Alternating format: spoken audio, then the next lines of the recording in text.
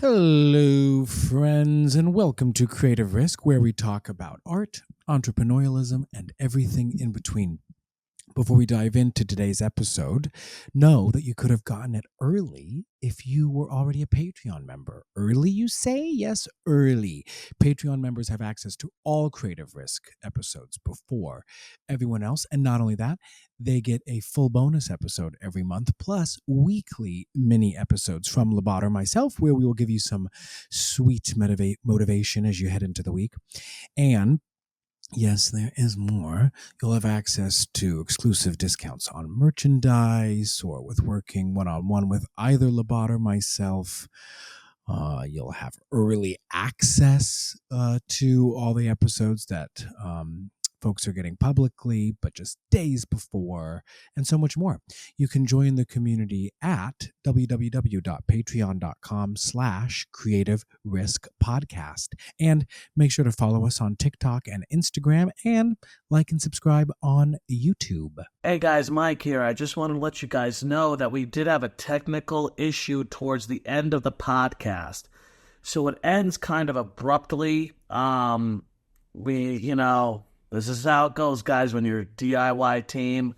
However, I think the list, it's like literally at the very end of the episode, so it just ends a little abruptly, but I think it's, we've finessed it in a way where I think it works. Anyway, enjoy the episode, and yes.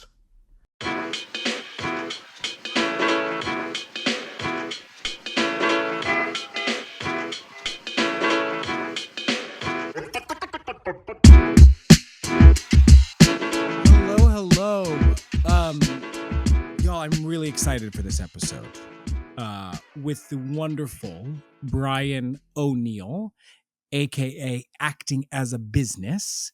It was a great conversation. Let me tell you quickly about him. Brian O'Neill is a former talent agent and former talent manager. He is the author of Acting as a Business, Strategies for Success, the 5th edition, and the founder of Acting as a Business, a career coaching service. He teaches marketing for actors at top schools such as Juilliard, NYU, and many others. Past students include Adam Driver, Jim Parsons, Oscar Isaac, Danielle Brooks, and our new Superman, David Cornsweat. Am I saying his name correctly? Actingasabusiness.com is his website. And you might be wondering, you guys, isn't this what you do? Why are you having Brian on? Listen, first of all, I don't really play that game, meaning this is a small community. We're all in this together. Let's support one another. Secondly, I love Brian. Brian is such a positive, supporting force himself. We connected online some time ago, and honestly, he's the OG business consultant. That's why we wanted to have him on. He has been doing this for decades. He was an actor, then he turned rep. And he gets it. He's seen the industry change. And we also talk about different aspects of elements of this business, which is exactly what this episode is all about. So I'm so lucky that we got to have him on, and I really hope that you gain as much insight as we have, and enjoy the conversation that, again, from all three of us, Mike and myself and Brian, sort of chatting about all elements of what this is, all stemming a lot from his book, Acting as a Business, Strategies for Success, which you should absolutely check out. I read it and really enjoyed it. So enjoy. But you're great. I love your shoes too. Oh, thank you. Oh, those are cool. Thank you. Where'd you get those? I got these at there was a whole box of new ones at a thrift shop, $5. And I saw them, and I thought, I gotta take that. That's pretty good. 100%. Brand new too, so 100%. like, yeah. And they're made out of, I don't know, whatever it is. They're comfortable, and I like that you're rocking the fedora. You don't see the fedora much anymore. No, these are street hats. Where they sell scarves. Yes, and everything. yes. Yeah, there's a guy near where I go swimming, and he has yellow ones and pink ones and blue. So I do now too, Yeah. Is swimming your exercise of choice? Yeah. It used to be running, but that is not. I'm not going to go anywhere doing that anymore. But I do enjoy swimming. What's your exercise of choice? Just living. That's enough exercise for me. In this you know what you were doing. You know what he was doing for a little bit was jujitsu. Yes, I was doing jiu-jitsu. I might go back to jiu-jitsu. Jiu-jitsu's good. I That's just bet. you just wrestle around with a bunch of guys. Oh, that's good. Yeah, Sounds it's like fun. my kind of exercise too. I'm sure it is. I do have to say though that I do find the best exercise in the world to be the one where I don't think I'm fucking exercising. Where like tennis for me, Yeah. I'm very, very competitive. Ah. Very competitive. Tennis is fun. So if I'm playing tennis, I don't care. I will move my fat ass around the court and as fast as I possibly can to win. And before I know it, slim and trim or something like that. I guess well, in this volleyball, when we went to school in North Carolina, Oh, right, School of of the course you Arts, did. there was this on the campus. They had a random, like a sand pit. It was, and a net, and so it was a volleyball court, and so we would play for hours beach volleyball in the middle of North Carolina. They just had like a big in the middle of campus. That was so much fun. I love volleyball. Volleyball's a blast. I know, isn't there, where we're doing this play right now, there's a volleyball court. Oh, we should play volleyball I sometime. totally agree. I heard you say Yeah, that'd be good. Now, Brian, I always... Do I look at you guys or at that or? You can look it up. Okay, whatever good, you want. good. Yeah, If you you can want to look talk at us. directly to them, like If you want to break the fourth wall If you want to Okay, preach yeah. to a the couple people. times, once or twice, or many times. So, I mean, people would have already heard a little bit about you and your book, but I, of course, we read it for the first time in advance of having you on today, and I said this to you just a little bit ago, but and the first time we met, and I can't remember how we. Probably just on socials, where we became aware of one another. Exactly.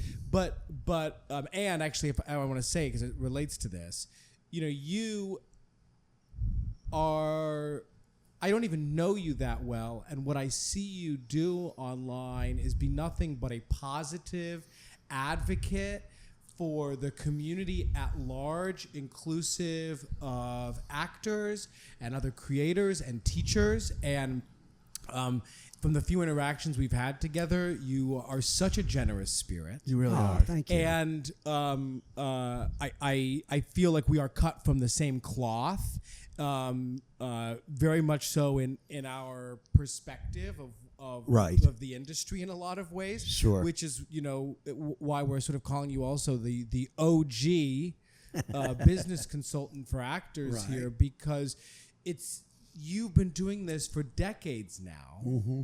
And saw something early on that clearly other people did not. Right. So can you talk a little bit about maybe just where you developed that unique perspective? I would maybe argue, and because I know you could talk about it, but how you became a rep, and if that at all informed your perspective on what you saw as a need within the industry. Sure. I'd be happy to tell you. And first of all, thank you for having me today. And I'll throw this in even as a little bit of a tip.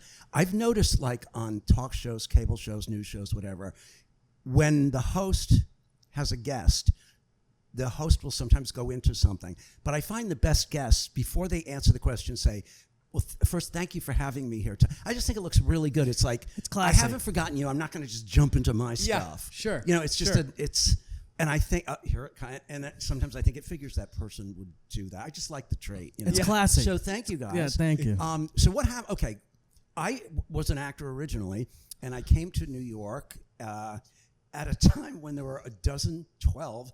Well, you know what a dozen is. 12 soap operas on the air, and of course there are none in New York anymore. There are still 3 or 4 in Los Angeles, and they were on every day, Monday through Friday. They were half an hour when I got here. They went to 60 minutes at one point. So they were an hour a day, 52 weeks a year. So unlike a primetime series, which has a certain amount of episodes, it's just this thing that unravels, so to speak. And so the good thing about that was I thought, now this would be fun to do. And if you were really determined, you could figure out a way to get on in some capacity. And the good thing was, you didn't, unlike primetime, there weren't as many gatekeepers. Like, if it were an under 5, the small speaking parts, the casting director, the associate casting director gave it to you, or read you if it even required that, or you had done a general for them. You didn't have to go to a producer or anything. And the other fun thing about it was, that once you were on there and you didn't pick any fights or anything, and you showed up, it wasn't that hard to get back on. Now, I'm not talking about the contract roles. Those were much harder to get and far more elusive. Just like a series regular is going to be harder to get than a co-star. Sure. And not as many of them. So anyway, that was something. I had a lot of fun doing that. And such was the situation at the time that I could do an under 5 or even background. I got to the point where for 2 years I worked every week, and believe it or not, it was almost enough to pay the bills. Isn't that incredible? Yeah, because the rents were cheap for all the things you can think of. And one of the things that was fun was One Life to Live. I was a bartender. They were very creative. They called me Brian. I thought, I wonder what the next bartender's name's going to be. And so anyway, so Brian was like the bar, because it was like, call Brian, So Brian would show up, and I was a bartender, and I was actually, unsurprisingly, a real bartender too. So I would go to my real bartending job, and I would, the night before I was going to be on the soap, and I would chop up the lemons and the limes and all that stuff that you do, and I'd put them in a bag, and I would take the whole lemons and limes with me over to the soap. And so I gave myself some business to do. Oh, there you Because go. they wouldn't have that for you? Not real ones. Okay. No. It wasn't, they weren't looking at me that closely. Yeah. It's not something Except when I smart. pour a drink and my hands would shake, because they do a close-up. We're going to close up on that martini. I was like, oh, okay. No one's ever really watched me before, but I don't think. But anyway, when I was finished the soap, I would take the stuff I cut up, and then I would go to my real bartending job. And I say to actors a lot of times, which of those jobs do you think I enjoyed more? Only one person in all these years that I've told that story to has said, the real one? And I'm like, no, the one on the soap was the one I preferred. Of course. Because I didn't really have to do anything. Of course. And I didn't have to. And you were making more money. More money? Oh, yeah. Everything. Wow. And if I had a line, it kept my mother happy for a week, Well, also just to say, in terms of that day player work, if I had one day a week on any of these procedurals, that I could pay my bills. Why not? Sure. A day rate, a single day rate is not bad. If you had one of those a week, but the pay, of course, though, was, I think it was $150. Okay, so it's different. Oh, yeah. Okay, fair. And the rent alone, which has always been the big nugget for actors, of course, but still a lot of us were able to get in places back then. And something I think I said to you, Joshua, when we met was one big difference between now and then is that most of us, or every actor that I knew, and there were zillions of them in the several years I was an actor, we all lived here. We all lived in Manhattan and Upper West Side. I mean, places that are absolutely prohibitive now for a young actor. And talk more about what that means to have that community. What did that mean to have everyone in one central location? Good point. Because one of the things I've always loved about New York is how so many of us go to those same areas anyway. Yeah. And you're always running into people to a fault almost. Yeah. And, sure. It can be. But you know what? Maybe also to a fault. I think what I remember more about it was, it was easier to get anywhere if somebody was in something. Right. It was easy to get to work because we worked here, most of us. And the other thing, the thing that stands out most in my memory was after a couple of years, even if you weren't making your living doing this, you had figured out a way probably to have your own apartment, in Manhattan. Wow. Not everybody could do it, but a lot of I think back to my friends, we worked in a restaurant and stuff, and I can picture them all. We all had our own places, and some of us are still in them. Yeah, sure, of course. But anyway, so I remember that, and what I noticed was when I was a manager, I went from agent to manager, and then I'm almost getting to your question about what. See, I told you, I warned you. But, no, it's good. what I remember most was being able to go see people, being able to be around, getting to rehearsals, getting to see friends and things.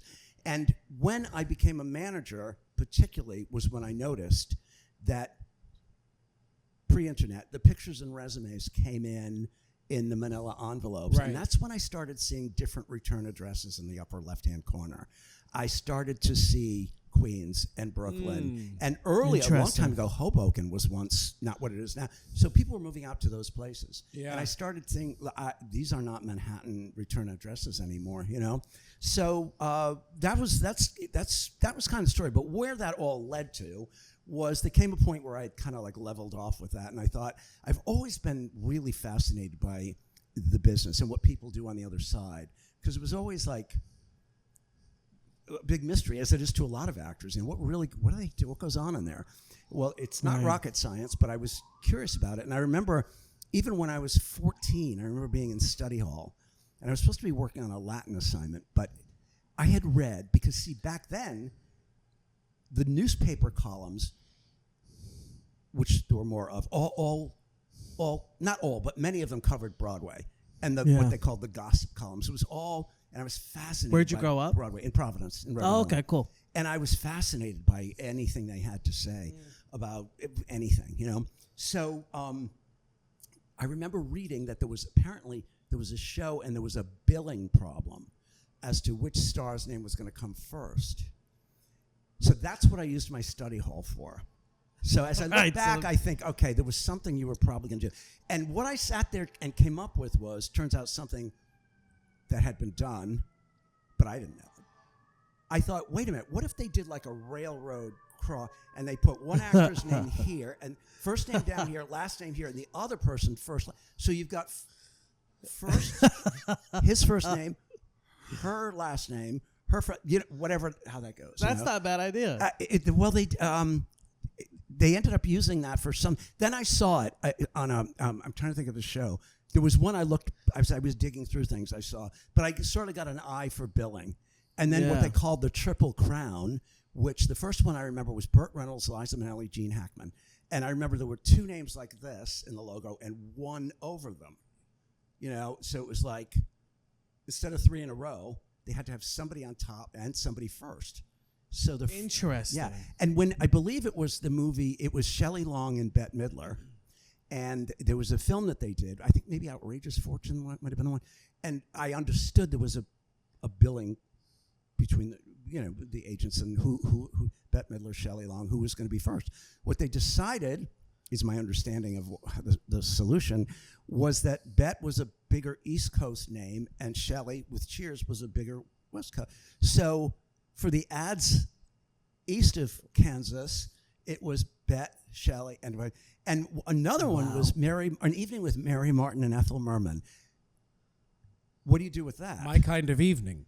And what do you do? So what happened was every other program in the Playbill and the Pile said An Evening with Mary Martin, Ethel Merman, Evening with Ethel Merman and Mary Martin. So anyway, I ended up doing it for a living. So I decided that was what I wanted to do. Because it interested you because you're like, what were those conversations like I behind the know. scenes? Like, if I could, like, that's what you're thinking, like, if I could have been a fly on the wall to just sort of hear and exactly. to hear the agents negotiating and like that just yeah. really interested you. Yeah, and who and how I always wondered, like, how much was the actor complaining? You know, who was like pushing it? Well, like, deals, deals are like making deals. Is kind of it's like people making deals is interesting. Exactly. Yeah. And it was fun to sort of be on the outside of it until I got on the inside of it.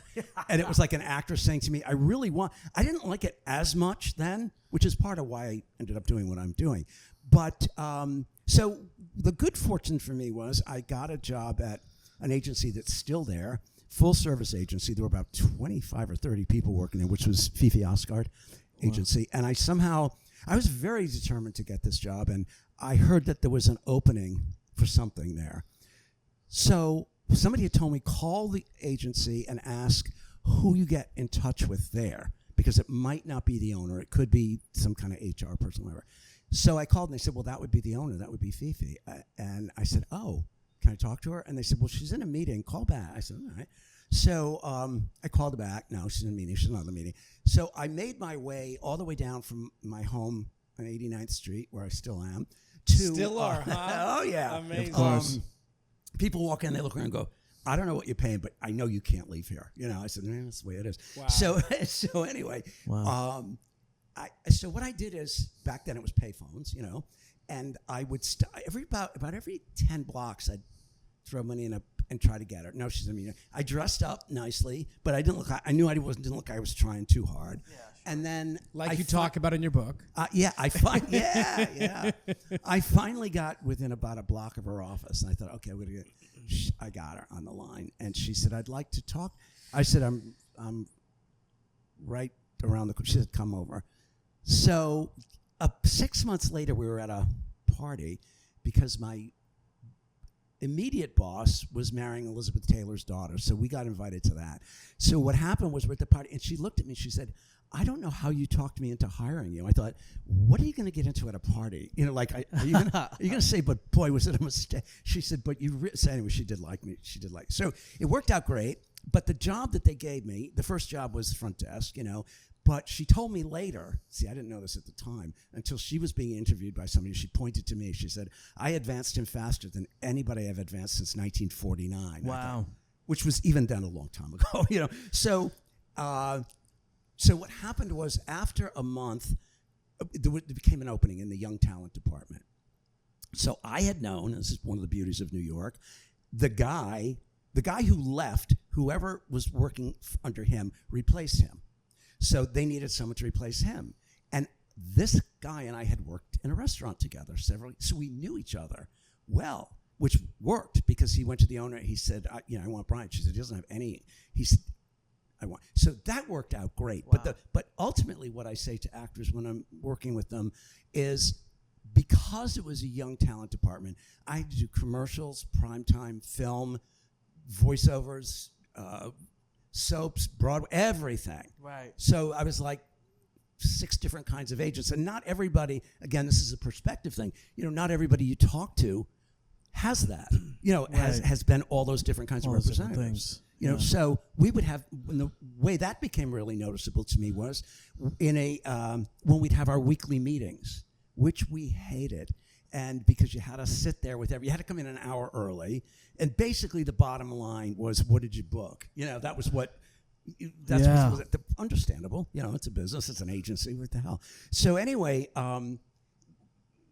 what became obvious to me, this perspective thing, was people from other departments would say, I've heard that term for years at these meetings, but what does it mean? And I remember thinking, okay, at first being shocked because I would hear the term all day long. Okay, here's an example. First refusal for a commercial. Yeah. The other departments didn't deal with that. Right. I remember thinking, you don't know what that is? I hear it 50 times a day. And I thought, no, of course you don't. It's not part of your world. So I thought, this is interesting. But the thing that I learned right away, the most telling thing, and it shows up a lot in that book there, is how much almost counts in this business. Even Almost? though, yeah, you're the actor, and when you get called back and you get back in again, and you live with the disappointment. The agent is disappointed, but it's not as much of their life as it is yours. They live with the promise of it. Yeah. Interesting. Because they're hearing things that they may or may not pass on to you. God, he was so good, blah, blah, blah, blah. Bringing him back to meet the producer. I'm bringing him back. And you're like, good, good, good. And you also learn how much of that there is before most anybody who does well does well. There's close calls, almost tests, going back in. I remember years ago, Brandon Tartikoff, who I think developed Seinfeld series, died too young. He was the head of NBC. But he was being interviewed, and he said, people say to him, you looked at screen tests from Meg Ryan and Matthew Broderick and and you didn't take them. And he said, no. But what I was thinking when I was watching it was, I thought, it's not surprising that anybody who became a star, before they got there, you were looking at something that was leading up to that. Of course. So there was a lot of, and I saw that right away, and I also learned that when you're in representation, you pay attention to the almost, because those are the people that are keeping you ignited. Somebody almost sees you again, almost get. You're like, you want to get that person another audition for them and for you. And you can use, a lot of times, what you tell one casting office that the people at this, they're each other's colleagues and competitors too. You say, this is what happened over there. It was right down, and they go, okay, I'll see them. I want to ask you a quick tangential. This is Jump in. semi selfish tangential question, but you just said something that sparked something in me, and I just want your perspective as an agent. My old agents, I'll never forget. We were emailing about something TV and film related, and we were talking to a specific office. And one of my agents wrote back to me, and he said, this office is a big fan of yours. They really love your work, and so I wouldn't be worried about da-da-da. They had never said that to me.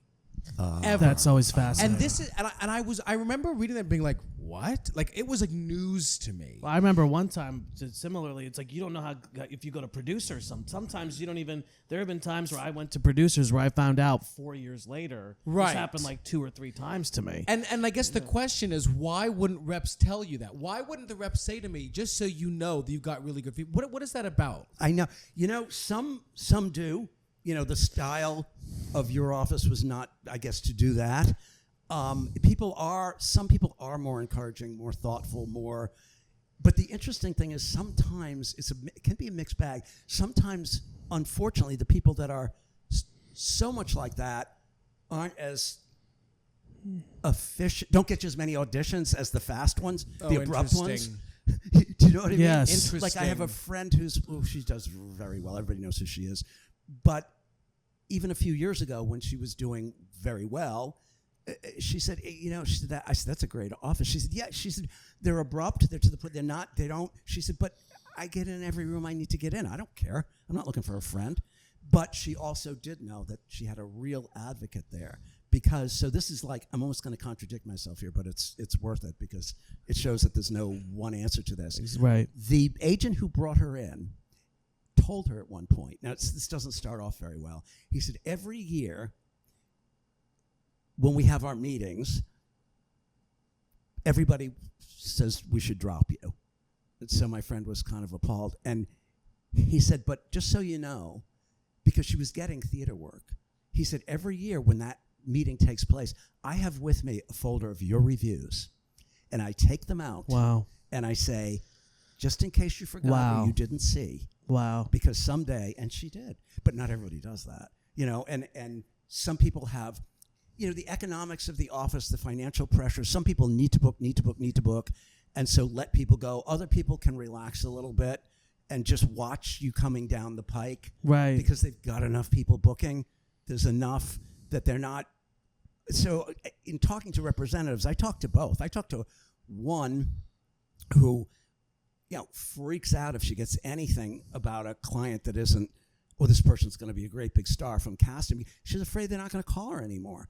And then other people who it's like, look, if you don't call me, you have to because I've got really, really good people. Yeah. Well, what's interesting about hearing you talk about this and something that is coming up for me, it's like even just the idea of like the callback and it's like the potential. Right. This is such a hard business and it's so much, there's so much around booking, around, about money in the pocket, which makes sense. Sure. And it's so hard to you could leave the business right before something happens. I mean, you could quit right before the magic happens. And I'm sure that it's happened countless times. No question. And so what's interesting about hearing you talk about this is so much of this business is about keeping hope and any little glom, any tiny little nugget, you have to take it and fucking run with it because that's sometimes all you can get is, they like you. That's the agent advocates for you in the office. Like, it's not leading to money in your pocket today,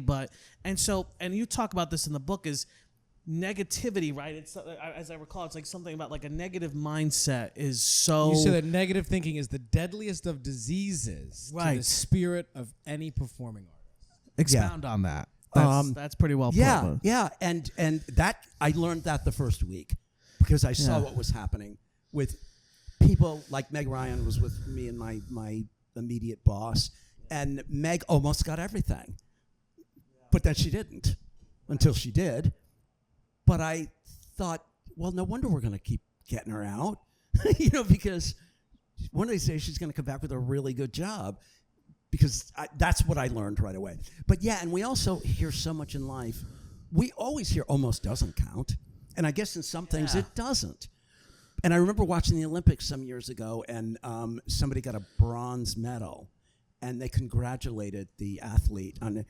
And he said, thank you, but I didn't come here for a bronze medal. And I thought, and then I got it. I thought, of course he didn't.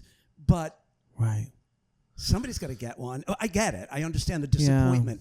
But it almost doesn't count. But what I learned in this was how much it does, because any actor, as you guys know, who does well, has so many almosts that they can tell you about.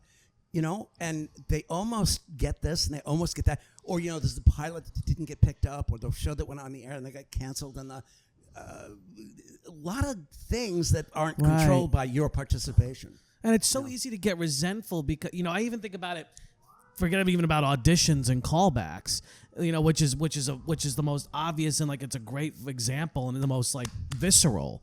But like, it's like, when you hook up with a really cool director or cool artist and they're like, hey, maybe we should work on something.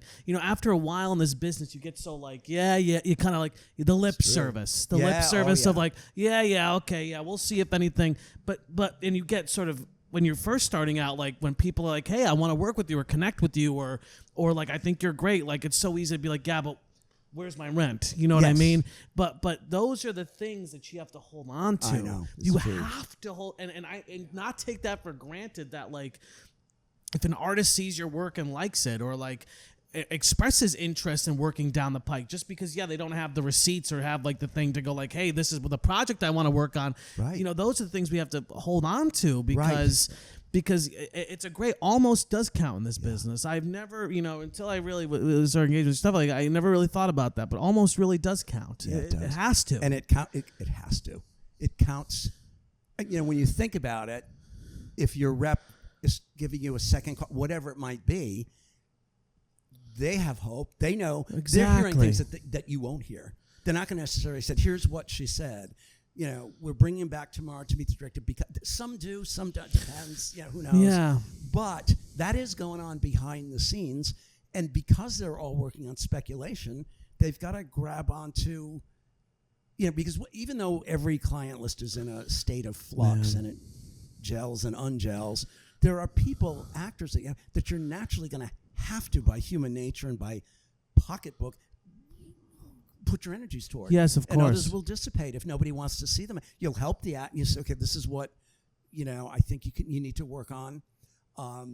But the people that are almost, you're going to find something else to send them on. You're going to try to soon. Right. Exactly. Wow. I want to stay in casting for a second, because one of the things. One of the things you talk about a lot in the book is your phrase is covering yourself, as in when you're unrepped, self-pitching effectively, which I really love, working independently. But I want to get to that by way of talking about the current casting system. And what I mean by that is you lay out a lot of good points about actors taking responsibility for not only what's upcoming, getting ahead of what's a part of the Broadway season, a regional season, whatever, and even then finding ways to provide value, going to see people's work, to put in the long game. But here's what I really want to get at.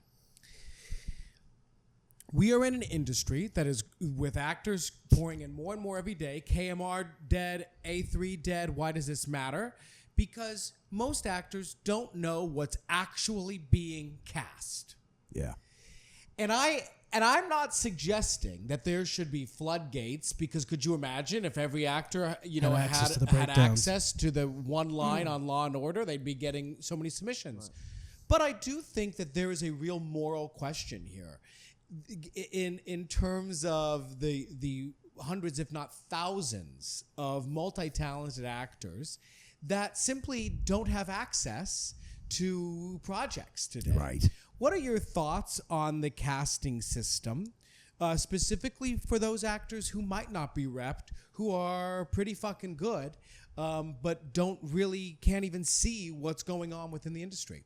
Okay, good question. What I have found over the years, and there's quite a bit about it in my book, and there is in my classes and everything I do, one of the places where you can figure things out for various reasons that and I'll go over, is in the theater. Like, for example, at NYU, what my students have to do is they have to know virtually everything that's going to be done on Broadway, off Broadway, regionally, for as far in advance as possible. Smart. Some of it's a year from now. So we go into the resources, the publications, all of that. Right. So what I have them do, so the reason with theater is there's something about both feet on the ground in theater that you know where the bodies are. You know where, like, here's something I've had actors do. If they found out that a particular director was directing something and they felt they had a good reason to bring the case to the director because they didn't have an agent, maybe, I'll say this. I'll say, okay, put in a Google alert and find out where that director is. So I've had somebody like discover that something is going to be done on Broadway or off Broadway, or even regionally, let's say 6 months from now. And next month, the director is directing something at La Jolla Playhouse. So I've said, I want you to send something to them, hard copy, because email's one thing, but nobody knows where the hell it comes from. Sure. Care of La Jolla, care of that. And somebody will take it from the office and bring it right into the director and say, here, this came for you. And the first thing is it's more impressive than an email, because you really had to go out of your way to do it. And if you know what you're talking about, there's no reason why you can't get on the list. So let's update, and that's still current, because bodies, my whole point being, you know where the bodies are. But one with one of my NYU students was, I'm showing them how to do this homework. And so one of the actors saw something coming up.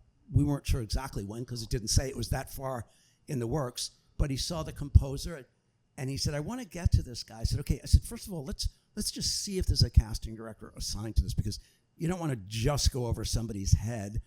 Some people don't care, some do. I said, but let's be cautious here. So he investigated it and contacted the producers. They said there's no casting person yet. So anyway, I said, well, here's the composers. So he looked him up online. He found an email or a website for the composer with a contact on it, as they sometimes have. So anyway, he had sung a song that the composer wrote, not a well-known composer, in Something Somewhere. And he loved the song, and he felt he delivered it well, which he did. And he saw that there was this musical was based on a novel, and he knew what it was and the role was. And he thought, this song, I'm going to record it. Now, I didn't know anything about this till he came into class. He said, I'm going to record this in my apartment, a visual audio recording of the song. And he said, I'm going to send it to this guy and tell him that I sang it in something, and I know he's doing this down the line. And see, he says, if I don't hear, I don't hear. I said, exactly. I said, but here's what you know. You know it's coming up. You know there's a role in it for you. You know it's pending. You can put in a Google alert to see what So he comes into class, and he says, I got an email the next morning from the composer. And he said, I'll read it to you. The email said, thank you so much. Sean is his name. He said, this was the most wonderful thing to wake up to this morning. And Sean said, no, what I got from him was the most wonderful thing to wake up. He said, but I love what you did with my song. It's just beautiful. We're not starting. Stay, we will have you in. And I really appreciate. I said, okay, so here's what you do. I said, you get back to him. Thank him for getting in touch. Keep your Google alert in so you know where it is and what it's doing. I said, because you've started a thread with this guy. Right. And so you can make reference back to the original. And so reply to that email, sure, of so course. there's a lot of research to be done, and as you guys know better than anybody, so many Broadway musicals, are based on films. And so what I have the students do is when we look through things that are planned, things that are in the works, I have them, if it's a movie, which it often is, I say, go stream it, get the movie, see if there's anything in it for you. Now let's look at the composers that are going to write for that. What's their sensibility? Find a song or two that could be done when you get an audition. And so you don't get hit the night before, if you have an agent who says, okay, tomorrow you got, it's like, how many times does an actor say, I wish I had more time? Right. Especially these days. And I go, you've got it ready. You've got It's so funny. There's a director, you know which one I'm talking about. There's a project coming back to Broadway, and he texted me and said, I'm going to bring you in for this. Well, I've already listened 3 times, because it's a revival of something, 3 times to the album. I've watched the thing, because I do not want to be behind with 48 hours to go to learn 2 songs and 3 scenes. Well, here's something that you're spot on. I mean, what's fascinating about what you're talking about, even just telling that story about advocating for yourself, like you did with that agent when you walked to her office, making those calls every 10 blocks. Yeah. It's what's fascinating about that is 2 things. I think the number one fear that would come up around that is people are afraid of seeming. I think there's a big cultural fear about being a try-hard. This is the language that the kids use today. Right. A try-hard, seeming like putting yourself out there really aggressively. How many actors are terrified probably to do anything that you just said out there? So many, because they're afraid of coming off as, quote, desperate, as neat, blah, blah, blah. But this is what I love about what you're saying, because I even think about myself. If there's something coming on, I'll bleep it out, whatever. Like, there was with Yeah. and I'm very good friends with somebody who's very good friends with the casting director, and I wanted to be seen for because that was who I was right for. I reached out to him. He got me the audition, but she called me in for, which was not right, which was really not right for me. Yeah. But but you know what I really should have done if I really wanted it. Again, if I really fucking wanted it, and I think I could have really done it, was I should have put something on tape. Yeah. I probably should have put something on tape before I went to, and I should have said, can you send this along? Like, if I really wanted it. Or do it in addition to. I mean, meaning along You with gotta the part have you're balls. You going with. gotta have a set on you. You know what I mean? Like that. Like the fact, like the Google alerts and like this guy sending an email with this music to the like what's the worst that's gonna happen? Exactly. Somebody's gonna go. Ugh. They're going to forget about you in 2 days. Sure. They're going to forget about you. Like, the best that can happen is someone is blown away by your work.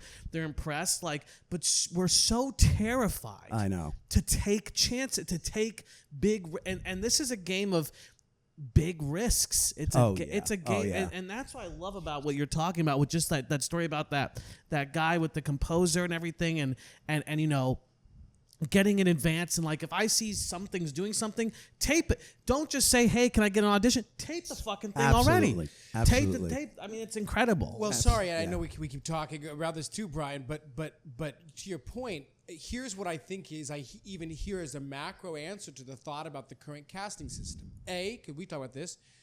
Know your industry. Yeah. Know what's up. Know who's Right. who. Know what's happening, and then be forward-footed, respectfully strategic enough to advocate for yourself, build relationships, and a theme and already of everything we're talking about, long-term over short-term in this regard.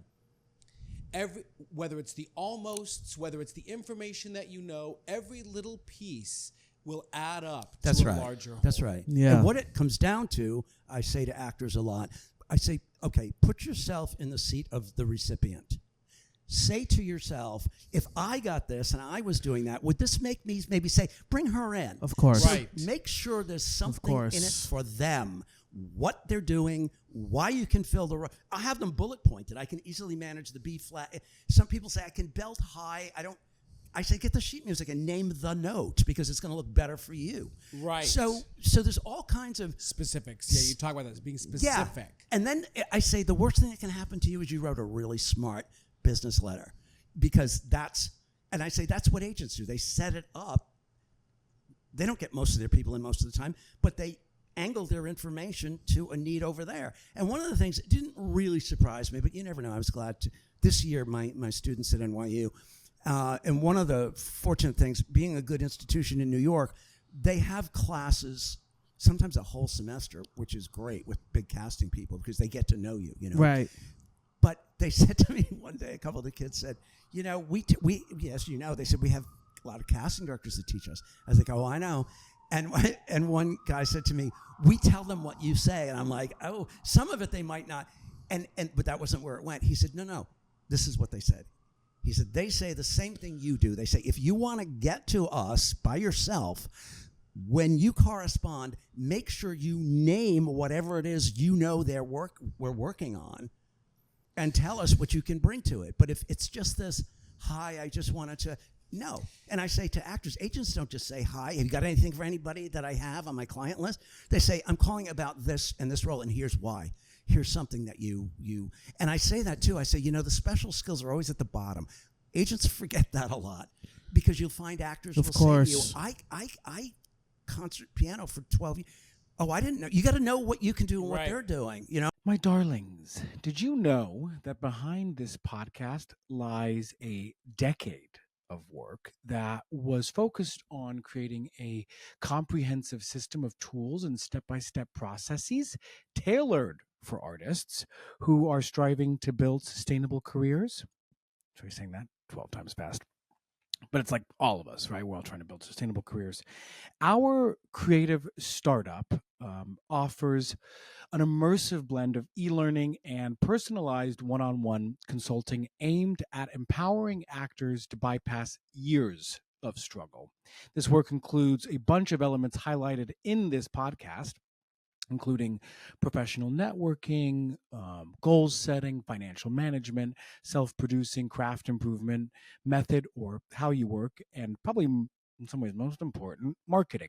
Participants will work one-on-one with either Labbadia or myself, in addition to gaining access to nearly 40 hours of guided e-learning content.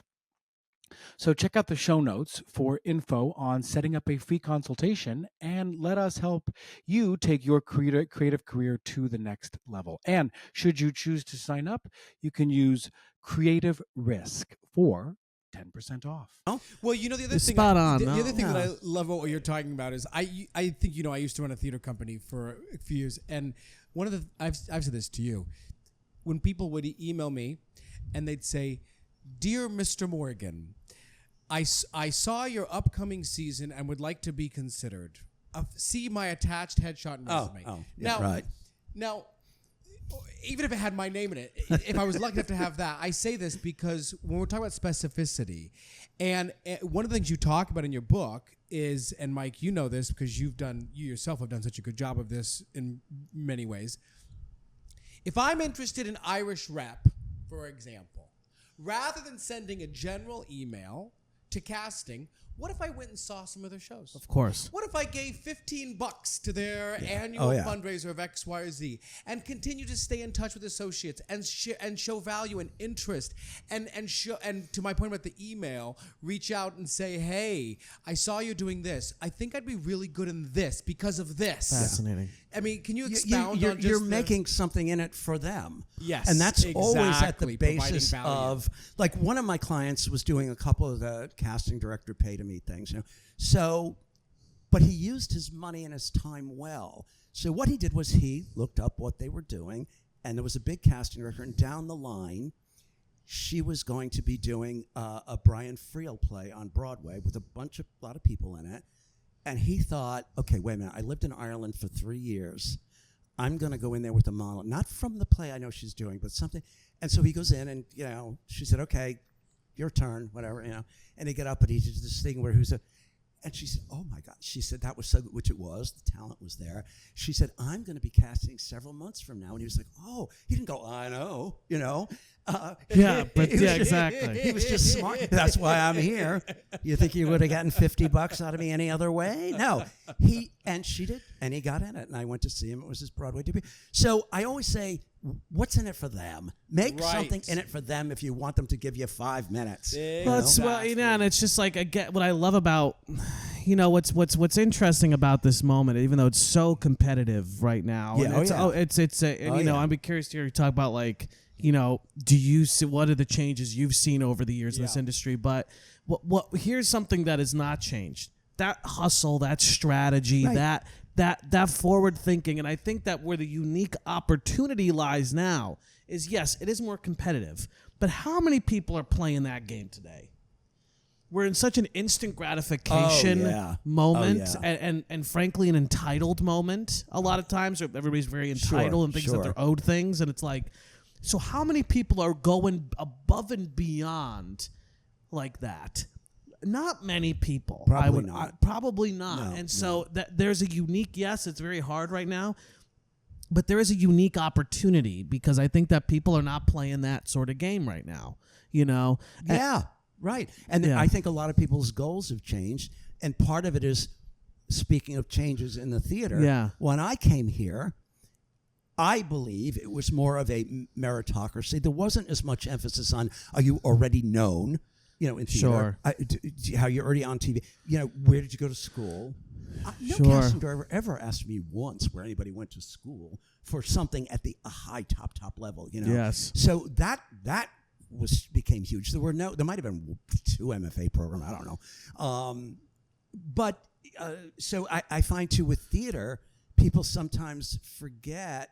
Like I did a thing yesterday on an Instagram Live that I did about why Broadway musicals are in some ways a bigger launcher for film and TV careers than Broadway plays, and that's because Broadway play, a lot of times the person's More already audience. established. Yeah. You're not going to go to Sidney Brustein's window and get Rachel Brosnahan and Oscar Isaac and say, "Oh, we found somebody." Right. But exactly. in musicals, a lot of times there are exceptions, but the public at large doesn't know those people really.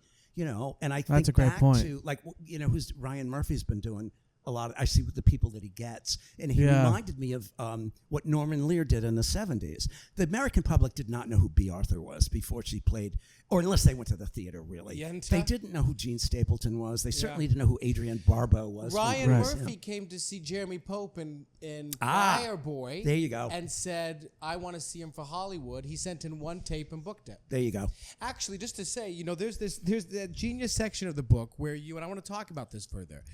Several pages where you go on and on and on in a good way about no, but about and here you this is really important, I think, for the modern actor. Who I think sometimes devalue the power, especially if you're in this area based, of New York theater as a means to make steps into film and TV. Side note, I'm up for that play at Pasadena Playhouse, and one of the reasons I'm interested in doing it is for this reason. It's a showcase opportunity that with a review or with any kind of coverage could potentially lead to more. Why do you think people devalue the theater as a means to an end to get to film and TV then and now? Yeah. Well, one thing, for example, I've heard this from a couple of actors.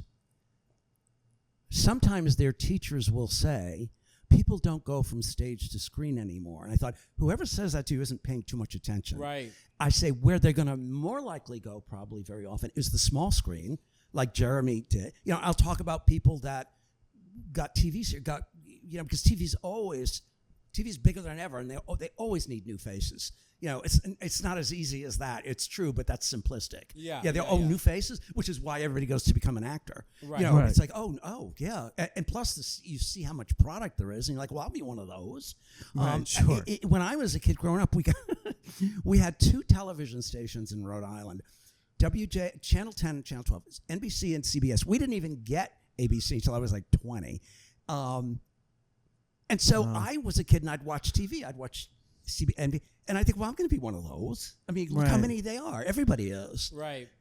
And now, if I were growing up with the internet, with everything, I know I would be home saying, it's easier to be that than not. If it's not. Right. But it sure looks it. So there's that kind of thing. And people, economic needs, changes, inflation. People need a dollar faster, right. I think, than they did. You're right. We could. You don't need. It was easier, as I pointed out, to keep the roof over your head. Example: when somebody I knew back then was in an off-Broadway play at a good theater, that was it. Now I'll talk to a person who's at a good off-Broadway. On Sunday they're walking dogs. Yep. On Monday they're crazy. They're a host in a restaurant somewhere. Right.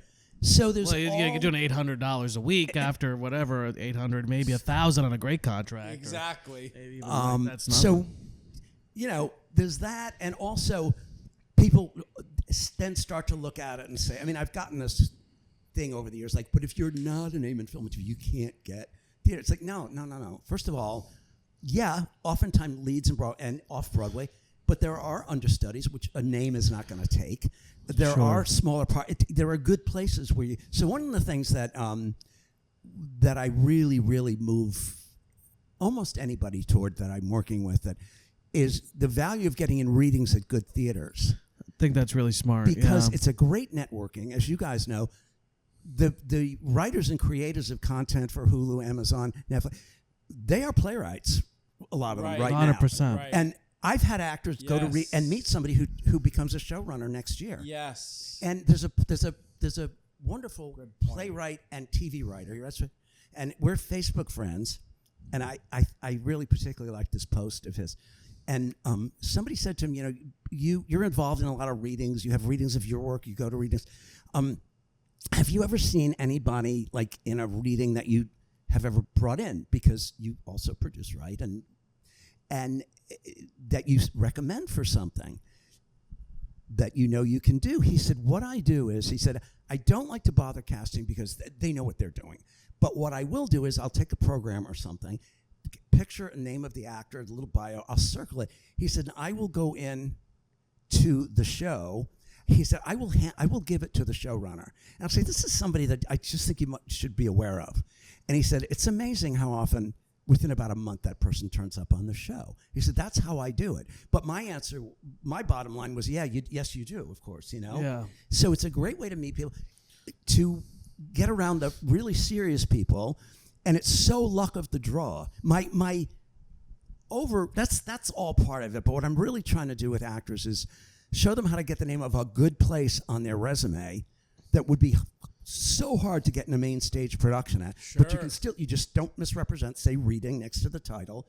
And sometimes, can you do that? Yeah, you can do that. I said, I work with clients. Oh, interesting. And then people go, oh, you were at the, like one actor that I know, he was on a soap and he got a chance to do, this was not a reading, slight diversion here, but he was on a soap, and his manager was very smart. It was like a 2-line role as a soldier at Manhattan Theater Club, at the main stage. Now, a lot of people, I said, well, I'm not doing that 2 lines. He did it. I said, you know what? Down the line, you're a very good-looking guy, soap opera star, but you're trying to not just be that. I said, people aren't going to remember how many lines that guy had. Right. course. They're going to see, Manhattan Theater Club. He did something like that at the Roundabout. They are going to say, this is a real actor because he's at places like that. Credibility. Well, it's fascinating because, thinking about these readings and,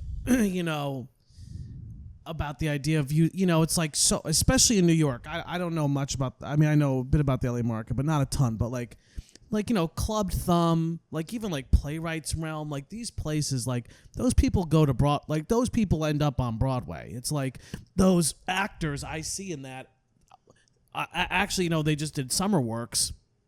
Half of those actors are on TV. It's like, and they're doing this little Clubbed Thumb thing, and it's like because those writers are going to be the next. Those writers go on to write the next. Becca Bunstetter, Madhuri Shakar. There are Sam Hunter. Yeah. There are so many examples of amazing theater writers now. Oh, Right. yes. Becca Bunstetter, who I think was just nominated for The Notebook, but she was doing This Is Us for years. That was her big TV show. Right. And anyway, yes. Yeah, absolutely. I was reading an interview with the playwright who explained part of it. They said, part of it is that TV now, they plan something for a certain amount of episodes. They're not going to just try to get it on the air till it drops dead in 8 years, which, 8 years is huge. But, so they look for people who can single-mindedly write with a certain focus of beginning, middle, and end, and have a sense of arc and everything. And so they then adapt, like the playwriting division at Juilliard. One of the courses, of course, Who's is, running it now? How can Because I? Chris passed. This is embarrassing. 3 names: Rabbit Hole. David Lindsay Bear. Yeah. David is, Okay. and there's another writer too. But one of the, maybe more than one of the courses is adapting your content to the camera. Interesting. Just like actors are taught that Interesting. increasingly. Interesting. It's like, it's how to take this and because it's different, how to Sure. very different. course. So anyway, those people are out there, and no real actor to me is above a reading, because if you're in demand, like I've seen Bobby Cannavale in so many readings, hangs out, talks to people, and it's somebody like that who, you know, probably knows where his next job is coming, but he wants to know what's happening to decide what he even wants to get involved with. You know, people like that. And I had one school teacher who had retired. He was a very good actor. And I showed him my reading strategy. And so the first thing he went to, the reading, it was something, John Leguizamo was in it. And he met him after, people were hanging out. I said, that's the other thing. There's no guard dog there. You know, there's no casting director saying, or they might be, but they're not. People say hello, they have talkbacks, all kinds of things. So he said hello to Leguizamo. He said, you know, you remind me of the 1950s, 1940s movie star John Garfield. And apparently Leguizamo said, I've heard that. And my school teacher friend said, I have done a thesis on him. I have so much. You should think about a one-man. He said, I will send you what I have. And yeah, sure. Give me your, you know, he gave him his email. So that's just, I have so many that's just connections, contacts, fun. One of the guys and this is another beauty of New York, I think, one of the actors that came to see me, so in my reading strategy, I sent him to, I told him, you know, where to go, how to get it, all of that stuff. And he went, and they were having like this sort of festival of plays they were planning on doing. And so they were doing like 5 minutes of each of it. And he said, the guy that introduced it, he said he used to live in my building. I said, that's New York. He said, so I talked to him after, and he said, oh, let me, what brought you here? Oh, he goes, I try to catch everything. Just the fact that you're there puts you in a different category from a lot of other people. Yeah. I gave a talk several years ago. I was asked to do like a sort of a pitch for a monologue class that I've been teaching for a long time. And so anyway, I had a group of like 20 actors. No, 19. One was a casting director. And she said to me, I'm coming to, I said, oh, yeah, sure. She said, because I've heard about what you do. She said, I said, that really, she said, I just want to know what you do. I said, great, come. So I had this group of 20 actors at a venue type place. And so I started talking. I said, now, how many of you know, and I named a particular theater. Hers was the only hand that went up. And I thought, you know, I would not go into like Juilliard and say, you know, how many of you have heard of, because they'd be like, what, do you think we haven't heard of that play? You know, it's like, but nobody had. And so I was like, I said, you know, this theater gets reviewed everywhere.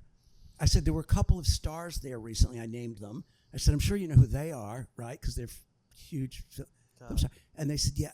But I couldn't help but wonder, how could you miss a review of that? Like, what are you reading? Right. It was reviewed everywhere. You get in what you get. You get out what you put in. You know, that's a big. It's amazing. You know, we've worked with so many people as well, and it's amazing how much people say they want X. They want. Yeah. I want to know. Even something like filmmakers or indie film. It's like, I want to be the next indie film person, or I want to be in indie films. I'm like, well, how often are you going on Short of the Week or No Budge, or like, you know, where these films go from Sundance and South by, and that's where they screen online. Are you watching these movies? Are you emailing these? Do you know what's even happening? But, you know, so much of the time it's so easy to just get caught up in, like, you know, like path of least resistance, like, oh, I'll go on Backstage or Actors Access. Yeah. Oh, yeah. And I think that, and I'll just do this, and I think that actually does something, as opposed to, like, you know, what are you putting into it, you know? And, sure. And I even go for, we all fall. Listen, it's hard. It's fucking hard. It's really hard. And you know, it's like, I mean, thinking about that thing that tour. Like, if I really want that, I can go above and beyond. Right. I should go above and beyond if I really want that. Like, like next level. Like, who are these people? Like how can I really engage them in a different way, or even like put something on tape for them without them even just again, what's coming up in this conversation, just in everything that you're talking about, is unfortunately, this is not. And, you know, all we see is like the top a lot of times. And that's what we're sort of comparing ourselves to. Oh, yeah. Are the people who just sort of like seemingly like just kind of went up there without much happening or whatever. But you know, the grind and the investment and being able to talk about it openly, because I feel like there is a stigma in my opinion, around actors talking too much about these things, about business, because, that's not what I want to talk about. I want to talk about art. I don't want to talk about, but it's I'm sorry, I'm kind of rambling, but like my friend just published it's a Washington Post reviewed it. It's a very popular book right now. He's a guy I used to wait tables with. It's his first fiction novel, and he was doing a reading, and he invited me to this event, and he was giving a talk about how he got it published, and he started talking about it, and he's like, well, I don't want to bore you guys with that. And you can tell that there's all writers in the audience, and you could tell nobody's going to go, please talk about that. They all go, yeah. But you could tell that that's what 90% of those people wanted to hear, was how the fuck did you get published? Yes, it's great to talk about what language and poetry you use, but how the fuck did you get your book? But whereas there's no transparency in this business about talking about these things, in my opinion. And I want to talk about the stigma again for a second, because here's where I get indignant. And I just want to say something that Brian does much better than us in general when it comes to all these things. Different things, maybe. I don't know. Is very, I'm going to use the word more respectful. And let me clear what I mean by that. For me, if a casting person has a problem with me emailing directly and self-pitching and they have an issue with that, fuck them. And I say, but this is where I get a little indignant, Brian, and this it kind of relates to the stigma in this regard. These casting directors, for example, just like the writers and everyone's looking for their next job. Right. They all want more money and they all want more work. And we know, I'm not going to name names of casting folks who also have their own other side companies and are trying to survive themselves. But somehow, when actors try to be forward-footed and they try to engage in a slightly outside the bounds as we know it, sometimes they get put back in the cage. And to be honest, it really fucking pisses me off. Oh, yeah. Because it is a double standard beyond belief that actors are some of the only creatives within this industry that have to sit and wait. Or so we think. And I say this because I think that's embedded in a lot of what you're talking about. What do you think about that? Oh, I agree. Which is why I'm always happy when I hear, like this story, I will tell you.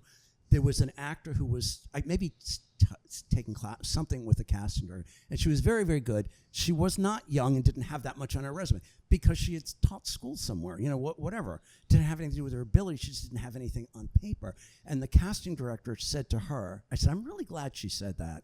She said, you don't have the kind of resume that I can just bring you in front of a director. You're going to have to get around me.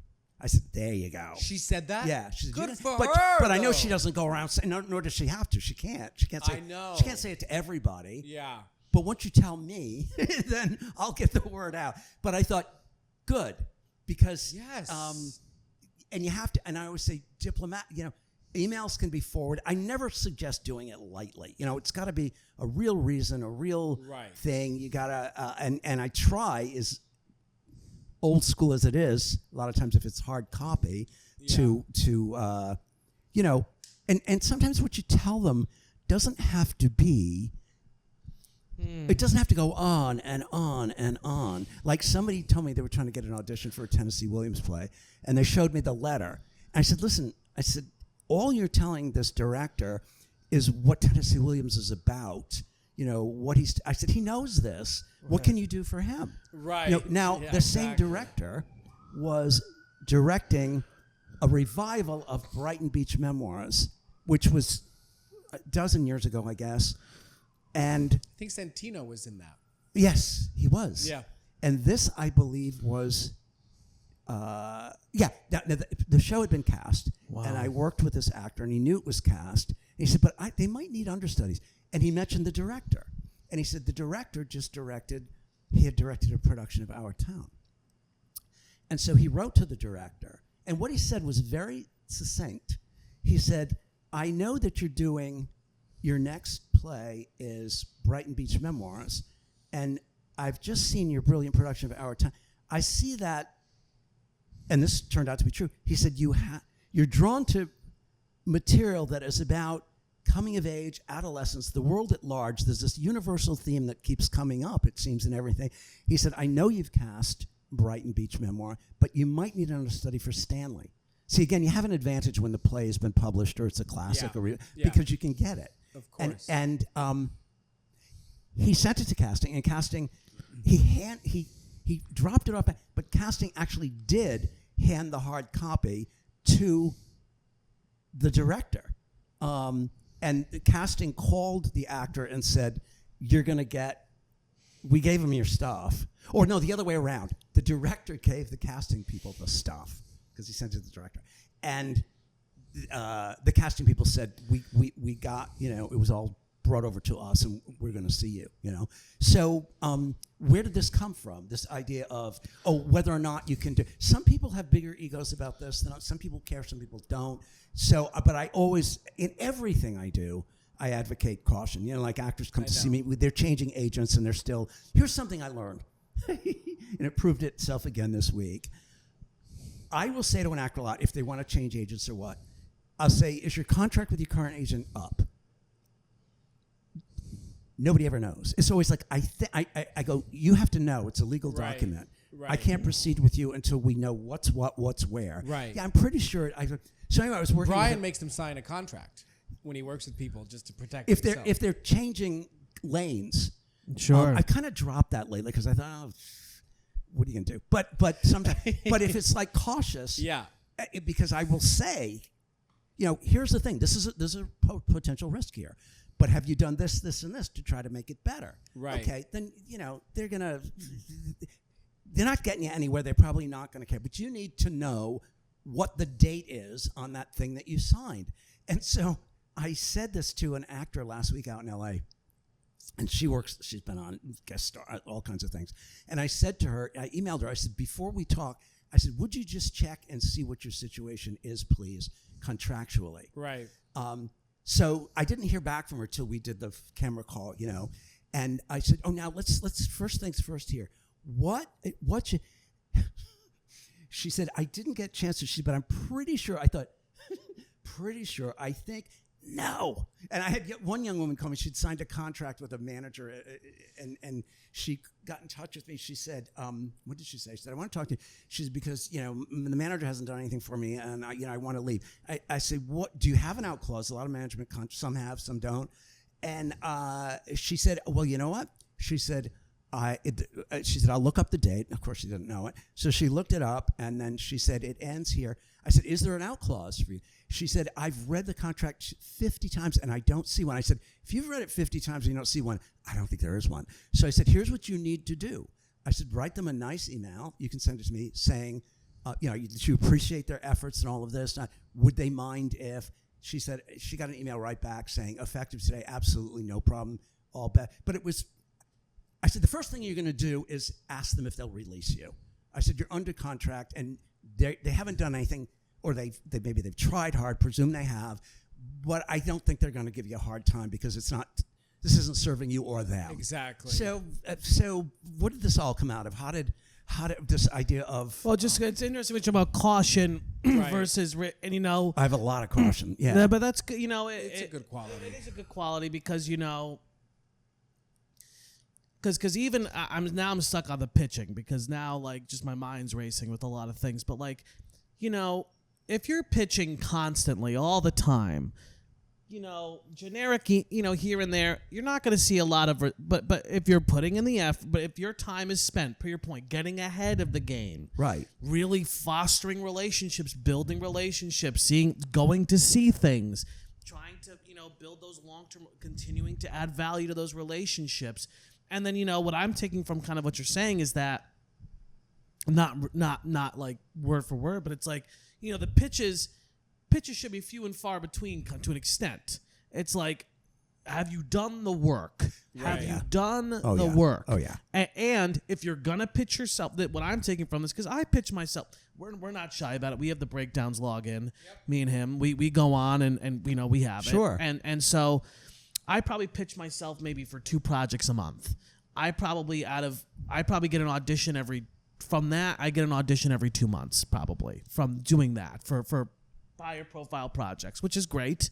But what I'm taking from this is, wow, maybe I should slow the roll on that, get ahead, and if I'm gonna pitch, make it as undeniable as possible. Yeah, good. As good. undeniable as possible. Good. You know, I do. like because if you put in a 50% effort with a pitch or like with whatever, even to an agent, like, you know, if you're like this idea, I don't know how you feel about sort of these mass email agent programs. How do you feel about this?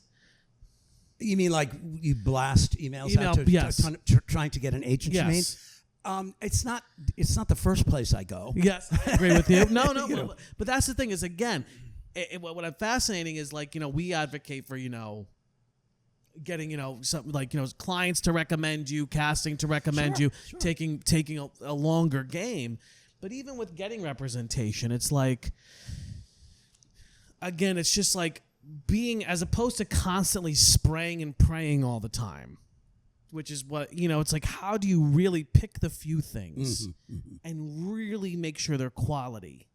Like, if I really want to work with this agent, how do I make myself undeniable? Yes, it might have to do with bookings and whatever, but also, can I produce something, a reading with clients of theirs, or can I do something, you know, how do I, with some of their higher tier clients or what, can I take it to the next level? How can I take it to the next level? That kind of lifts up what Brian talks about too, in terms of, to your point about producing like a reading with clients, of like, is there something they can see you in? How can they see your work? Right. It's interesting though, you talk about getting reps calling you in by way of seeing your work. We talk about this with marketing too, about how the best way to market is by having, you know, work to show, to have, you know, to share your content by way of, look at my work. Right. Not self-tapes, but, you know, look at my short film or my concert, whatever the hell. But I would, maybe it's just me, but I would argue it's getting harder and harder to assume that reps are out here actively seeing people and then calling them in, just given how competitive the market is. Long way of saying, self-producing something, even on a smaller scale, to provide an opportunity for a rep to see your work could be a really effective way to create an invite to secure reps. Would you agree? Oh, yeah. Yeah. And that's something, excuse me, that, as you know, we can do more of that. In my time, we couldn't. I mean, right. You sent something out, but you couldn't send. This is really going back, but there wasn't much other than your picture that you could send, and you hoped they would call you in maybe to do a monologue, and if they didn't, they didn't. I mean, you could follow up on it, but now you can give them the links, that the whole, all kinds of things, like this person that I'm working with in LA. What her issue has been is that, and she's really good. I watched about 7 things from, you know, really good shows.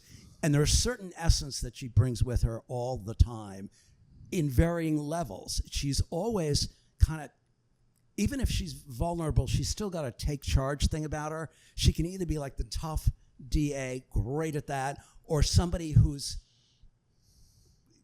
son was murdered and she's falling apart, but she's still got a defiance about her, you know? So, but the thing is, nobody knows how funny she is. I do, from talking to her. But I said, okay, so here's what you can do now.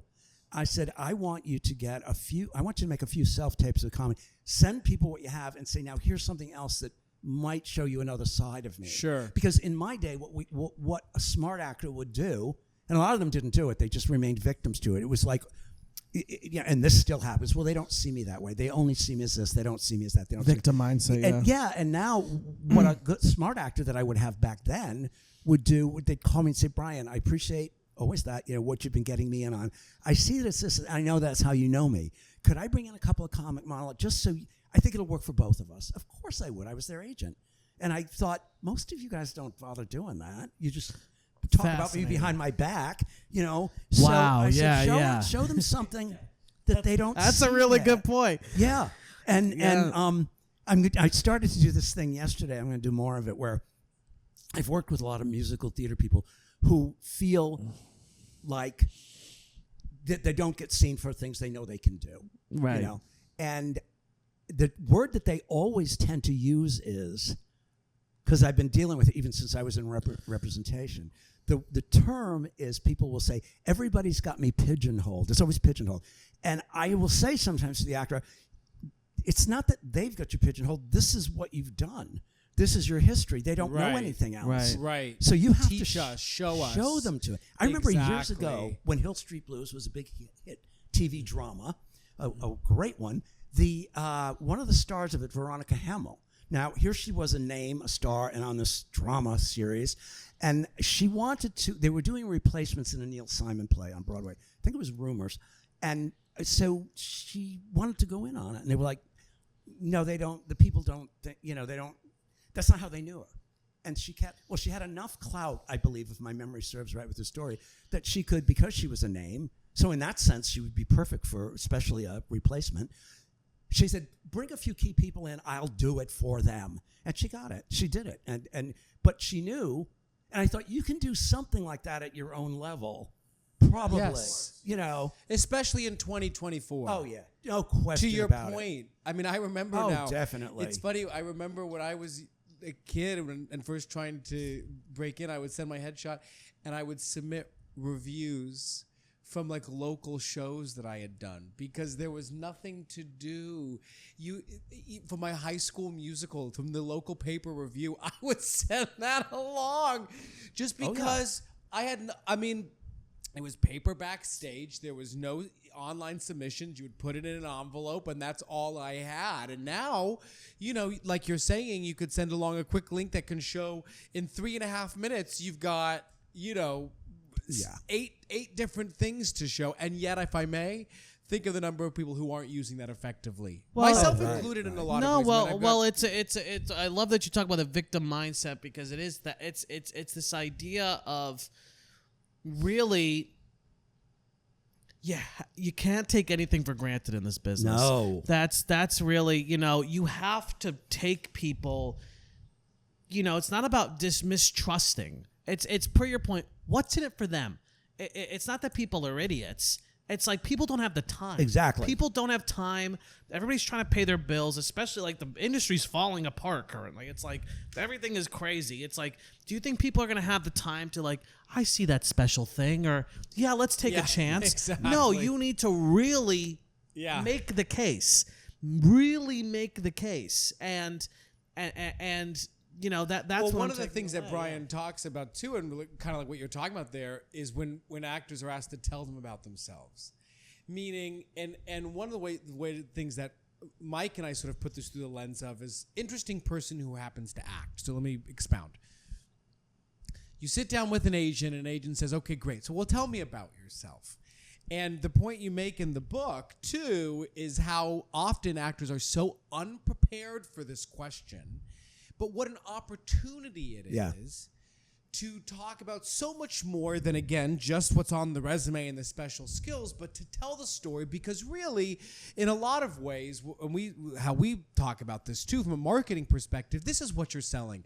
Your point of view, your story, you who you are, what you could bring to it by way of, I'm, a dual national X, Y, or Z, who knows what. Right. Can you talk more about the importance of being able to encapsulate and name that idea of tell me about yourself and what it can afford an actor? Sure. And different, obviously, personality types can pull off something. Sure. I'll tell you in a second what I mean here. But what I settled on a long time ago was brief, beginning, middle, and end. Otherwise, you're going to wonder if you're rambling. You're going to be looking at them like, is this what you want to know? Or you want to say, well, what do you want to know? No, you don't answer it that way. They asked you something, now you're going to go. So what I settled on some time ago was a short thing that had a small handful of different things, where they were from, how this started, that kind of brings you up to right now. And what happened was, the thing that made me realize that it seemed to be a good idea was several years ago, an actor that I worked with she was doing, a venue where you meet agents. And it was the kind where you got to meet 5 or 6 agents in a day, and you went from room to room to room. And every room she went in, they said, tell me about yourself. So she and I had worked out a pitch. she said every one of those people pulled a different thing out of what I said. Like, oh, my sister went to University of whatever. I was out there. How did you like it there? Somebody else said, okay, so your background is ballet. Where did you train with that? How did they pulled something? She said every one of them picked. I said, yeah, I think of it as like I would sort of like a dessert tray that they bring around, and you get to pick one, or more. And she said whatever interested them.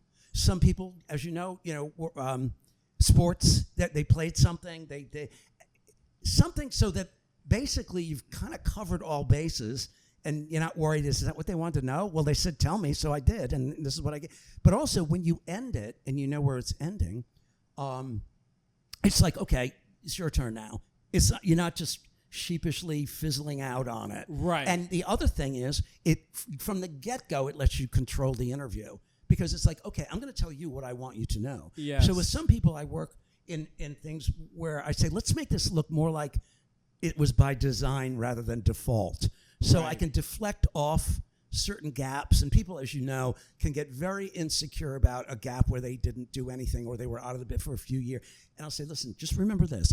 One job, and nobody's going to care about the 5 years before that when you weren't doing anything, because they can talk about this and they can use that. So that's why we also work how to get your own stuff.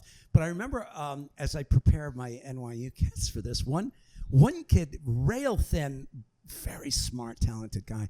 It was me. We did this. We did this. How do you see yourself? So he just looked at me and said, I was a really fat kid growing up in Miami. And I was like, I didn't expect that, because rail thing. But that's good. Yeah, he said, I was a really fat kid. He said, and one day, he said, rather than grabbing for another bag of Doritos, I picked up a guitar. And he went, I thought, wow, that was good. Yeah. And somebody else, this is funny too, and he said to me, I said, he said, well, see, sometimes it was something that was linked with where they came from.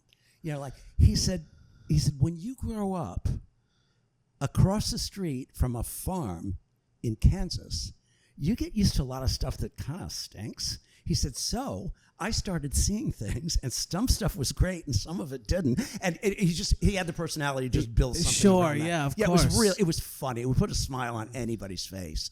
Wow. So it's like it's never just there for no reason. It's almost media relations 101, meaning, I mean, I often think of like actors as politicians, and by that I simply mean like you're telling your story, and you're the Scranton kid from whatever. Yeah. And so that people begin to understand, what is that persona? What's the vibe of that person? Where do they come from? What are their dreams? What are their goals? So that we learn more than, they can do a French accent and they did a because that's, I would argue again, what we invest in as an audience in some ways, as a fan base, and even as the industry at large. Why? Also, especially because everybody's fucking talented. Right. I'm serious. I mean, there's enough talent to go around in this industry. What's going to be a great delineator? What is the difference between confidence and arrogance? Oh boy, there is one too. I'm trying to think how you would put it into one thing, and I guess this is fairly evident, is I found a lot of times the confident, not arrogant people, they're smart and they're funny if it works.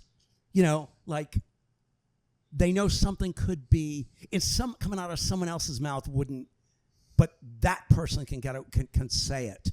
So sure. I'm not saying it's just that, but that's something that I've noticed a lot of times. Sure. The personality that's delivering it.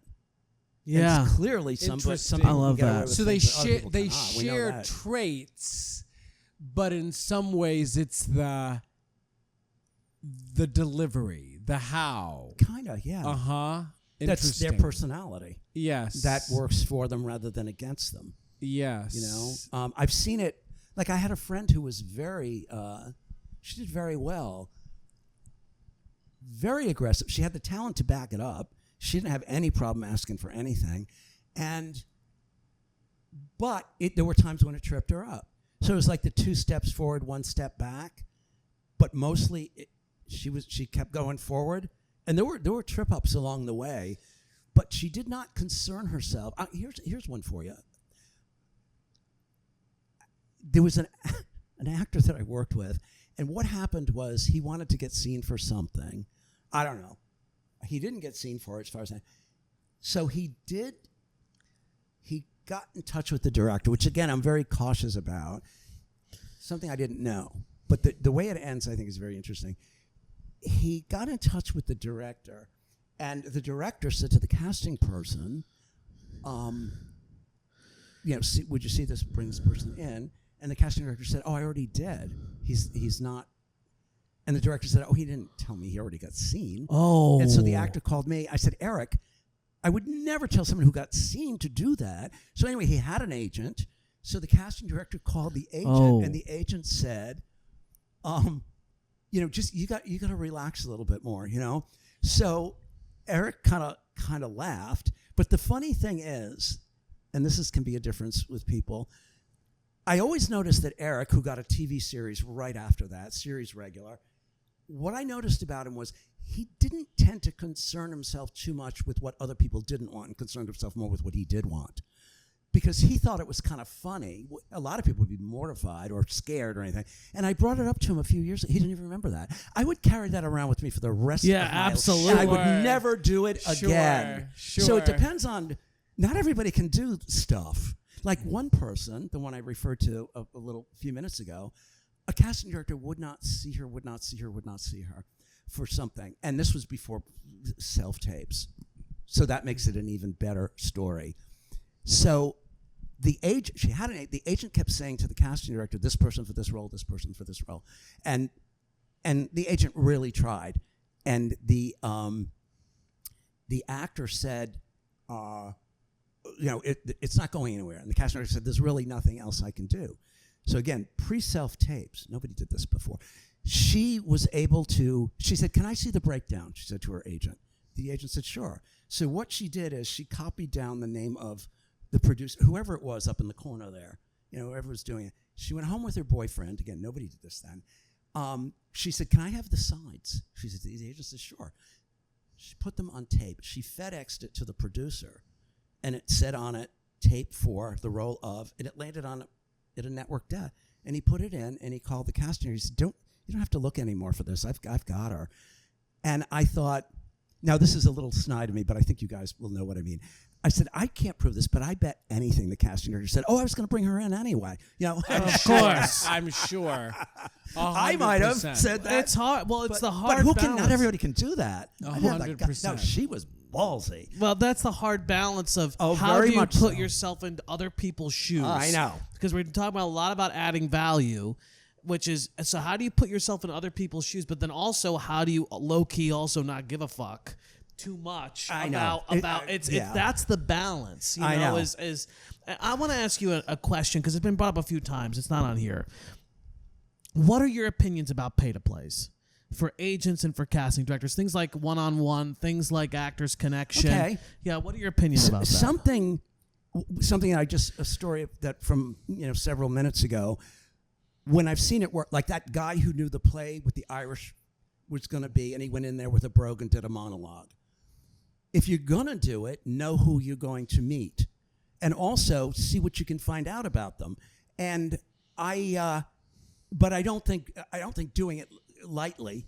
And if it's not too much money, there are some people that wouldn't be. Like I had an actress, and she was older, and she was really good, but she hadn't done much because again she'd always been acting, but it was elsewhere, and the elsewheres were not places anybody knew. So her resume at that age in her life was not that great. But anyway, somebody told her to go over to some place and meet agents. Not only agents, but legit agents. And she's middle-aged with no... I said, you'd get a commercial agent faster, but never mind. I said, what are you going to do when an agent says to you which casting people know you and nobody knows you? You're an even harder sell now. I said, why don't you meet, maybe as long as you're willing to spend money because you have a good job and this is what you're doing anyway, meet a few key people that might. So she did. She called me a few weeks later. She said, I met somebody from Law & Order. I said, good, because every woman your age who's got a career in New York has been on there, probably many times. And she followed up a little bit, and she got on, and she said, she said, I think I had the cart before the horse. I said, yeah, now you've got a real tape of something. I said, I'm not saying that's going to get you an agent, but I had a guy come to me because I worked at one of those places, and I was in charge of guiding people to the right people. And so this one guy came in, and there was somebody he wanted to meet. He really, really wanted to meet her. And I said, I don't think that's the best use of your $100. He said, what? He said, well, I'm not thinking for now. I'm thinking down. I said, forget down the line right now. Now's now. Down the line's down the line. I said, this person is a suit at a network, and you just have. I said, why don't you? And I said, okay, do whatever you want. But I'll tell you this person that I think you should go meet brings people in because they're not in that stratosphere. Right, exactly. Of, and so I finally had to, I said, this is where I think you should go. So I think people need to be, I've seen it really work. When it works for people, I find most of the time, it's somebody that really knew who they were picking and why and even when, but not just going and meeting people. Spraying and praying. Yeah, right. 100%. So that's helpful. Yeah. This is, okay, so here's my last big question for you. Yeah. What is the variable that has seemingly and may always stay the same? The easier thing is this universal thing of sales. Find out what somebody needs and tell them how you can fill that need. But my keywords in the business are awareness, specificity, and reason. First, you have to be aware. You can't be specific if you're not aware of what's going on. Can't give anybody a reason if you're not specific and aware. So those principles can be applied. We hope that you enjoyed today's episode of the Creative Risk Podcast. If you did, a review goes a long way. So make sure that you're following us on whatever platform you listen to.